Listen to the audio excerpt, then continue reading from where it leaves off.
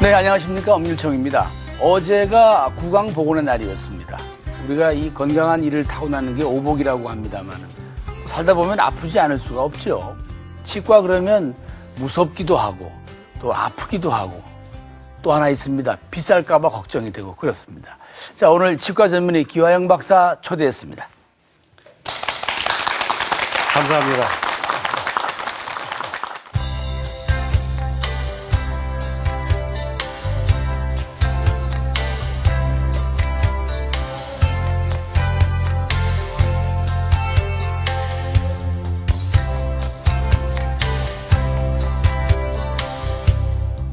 네. 근데 왜 6월 9일이 꼭 그 구강보건의 날일 이유가 있습니까? 네, 거기 아주 재미난 이유가 있는데요. 예. 보통 어린이들이 처음 영구치가 나오는 시기가 만 6세 영구치가 나오는데 그때 첫 번째 어금니가 나옵니다. 네. 어금니를 구치라고 하죠. 그래서 6세 구치가 나오는 시기라 해서 6월 9일을 치과의 날로 정한 그런 유래가 있습니다. 네. 뭐, 이 민족마다 이렇게 병력이 다르듯이 우리 한국인에 대해서 치과 그러면 좀 많이 등장하는 그런 그 특별한 질환들은 어떤 종류가 있겠습니까? 되게 이제 제일 많은 것이 역시 충치겠죠. 충치. 충치고, 예. 그다음에 흔히 풍치라고 하는 치주염, 치주질환. 그다음에 아래의 턱이 잘 맞지 않는 주걱턱이나 이런 같은 부정교합. 이거 치과 3대 질환으로 들고 있습니다. 예. 그럼 이제 조금씩 좀 자세히 설명을 좀 듣고 싶습니다. 치주 질환이란 건 어떤 건가요? 치주 질환은 치주라는 건 치아 주위 조직 이게 이제 준말인데 네. 치아를 싸고 있는 잇몸뼈, 잇몸 이런 치아 주위 조직이 염증이 생기는 것을 치주염이라고 하고요. 예. 그 치주염의 원인으로서는 우리가 흔히 이제 입안에 있는 세균이 이제 침에 칼슘과 결합하고 음식 찌꺼기가 결합해서 네. 치석이 생기게 되겠죠. 그 치석이 예. 뿌리를 싸고 있는 뼈를 녹이면서 네. 그 치주 질환이 생기게 되는 것이고 치주 질환의 그 경과를 보게 되면은 대개 네. 이제 차트를 준비해 오셨는데 예, 예. 한번 좀 보면서 네, 보도록 설명을 하겠습니다. 듣겠습니다.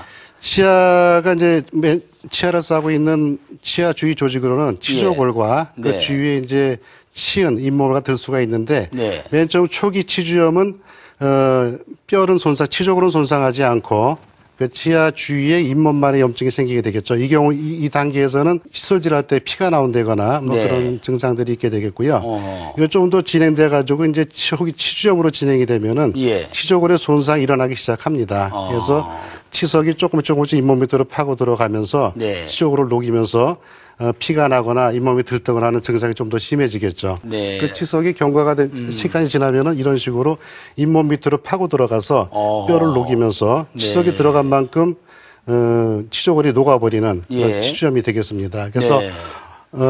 이 정도로 말기 치주염이 되면은 이가 많이 흔들리고 도저히 뭐 살릴 수 없는 그런 상태가 되겠지요. 네. 그러면 내가 스스로 지금 치주염에 이상이 있는지 또 치주염 증세가 있는지 뭐 자각할 수 있는 게 있습니까? 이게 치주염이 가장 문제가 되는 것은 네. 초기 자각 증상이 없다는 겁니다.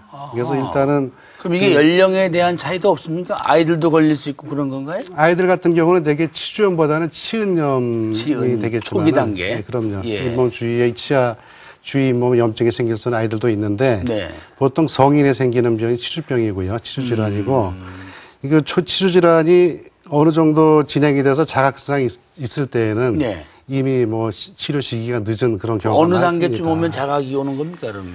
보통 초기 치주염까지 잘 모르다가 예.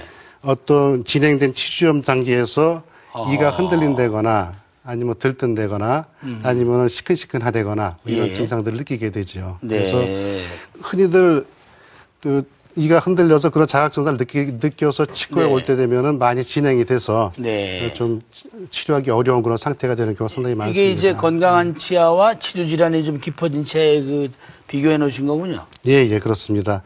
먼저 치주염에 대해서 알려면은 그 건강한 치아 어떤 상태인지를 봐야 되는데 일반적으로 치아는 치아가 있고 예. 치아와 치조골 사이 치주인대라는 미세한 인대들이 있습니다. 예. 그 인대가 있고 치조골이 있고 그 네. 잇몸으로 싸고 있는데 이것이 아주 건강하게 유지되어 있는 것이 건강한 상태이겠습니다. 네. 반면에 치주질환이 있는 치아는 뿌리 쪽으로 치석이 파고 들어가면서 치석이 들어간 만큼 치조골을 녹이고 녹인 것만큼의 염증들이 차게 되겠죠. 이렇게 되면서 그 이가 흔들리고 또는 시리고 아픈 그런 증상들이 나타나게 되겠습니다. 네. 그래서 이런 경우는 이를 뽑지 않고도 치료는 잘 되는 겁니까? 제대로 한번 하면? 이게 치료 단계가 상당히 중요한데요. 예. 근데 치조골이 3분의 1 이상 녹아 내려갔을 때는 상당히 뭐 발치 위험성도 있고 위험하게 되겠고 네. 가급적 초기에 발견해야 되는데 이것을 하기 위해서는 정기적으로 치과에 내원해서 정기적으로 검진하는 것이 상당히 중요하겠죠. 요건 이제 아까 치주 질환에 예. 이제 아주 그 이 상태가 나쁜 거군요. 예, 이거 잠깐 보시면은 뭐 보기에도 뭐 끔찍하죠. 여기가 뼈가 많이 녹았고 이게 다 물러졌네요. 잇몸이 붓고 뭐 치석들이 막 껴 있고요. 네. 그래가지고 이 환자의 다음 엑스레이 사진을 보게 되면은 넘겨보실까요? 네. 이것이 방사선 사진인데 예. 여기 보시는 대로 시꺼먼 것들은 뼈가 다 녹아버린 것입니다. 그래가지고 치석이 들어가서 치석이 이제. 들어가서 뼈를 녹이고 치조골이 뭐 거의 없는 상태죠. 그래서 이 환자 같은 경우는 앞니 일부를 제외한 모든 치아를 발치하고 치료했던 그런 예인데 치주염이 가장 무서운 이유 중에 하나가 뭐냐면은 국소적으로 일어나는 것이 아니고 전반적으로 일어난다는 그런 얘기를 그것이 가장 문제입니다. 그래서 이런 식으로 초기에 발견하지 않는다면은 정말 이 귀중한 일을 한꺼번에 잃는 그런 아주 비극적인 사태가 생길 수도 있죠. 되게 이제 충치 때문에 뭐 아주 갑자기 고생들을 하기도 하고 또 걱정하기도 하고 만성화되기도 하고 그렇습니다. 충치는 왜 생기는 겁니까? 충치가 생기는 원인은 보통 충치하니까 벌레가 치아를 파먹는 뭐 그런 식으로 글쎄, 우리는 그런 줄 알았는데. 표현을 하지만은 그 별도의 벌레가 있는 게 아닙니까? 예, 별도의 벌레가 있죠. 스트레프토코커스 뮤탄스라고 충치를 일으키는 균이 따로 있습니다. 그럼 그 균이 외부에서 들어가는 것이 아니고 치아 상태 때문에 생겨나는 거군요. 입안에 항상 상주균으로 존재하고 있죠. 입안에 있습니다. 누구에게나 있습니까? 누구에게나 있습니다. 있고 그 충치 뮤탄스 충치 박테리아와 입안에 들어온 그 음식물 찌꺼기. 그리고 그것이 결합돼 가지고 이제 충치를 일으키게 되는데 치아에 붙어 있던 음식물 찌꺼기들을 이 뮤탄스균이 녹이면서 발생되는 산이 이 단단한 치아를 썩게 만드는 것이죠. 충치는 우리나라에서 그 치과 질환 중에 가장 많은 질환이고 저도 30년 치과 의사하면서 충치가 하나도 없이 깨끗한 이는 본 적이 없습니다. 그래서 누구든지 조금씩 가지고 있는 뭐 거의 대부분 가지고 있는 질환이라고 생각하면 되는데 박사님도 충치가 있으십니까? 저도 뭐 치료받은 예가 있죠. 당연히 있습니다. 당연히 있고. 그 충치가 생기는 그 원인을 보통 이제 4가지로 보게 됩니다. 하나는 가끔가다 이제 억울해하는 분들이 계세요. 나는 굉장히 이를 잘 닦는데 왜 이렇게 이가 나빠지는지 모르겠다. 잘 썩는지 모르겠다. 그래서 그런 것을 저희들은 숙주 요인이라고 합니다. 그래서 이가 기본적으로 약한 분들도 계시고 강한 분들도 있고 그다음에 거기에 영향을 가장 많이 주는 것이 이제 침이 예를 들어 구호흡, 코가 막혀가지고 입으로 숨을 쉬는 분들이라든가 이런 분들 같은 경우는 입이 잘 말라 있는 상태에서는 충치나 잇몸 질환이 더 잘 생기는 그런 통계가 있거든요.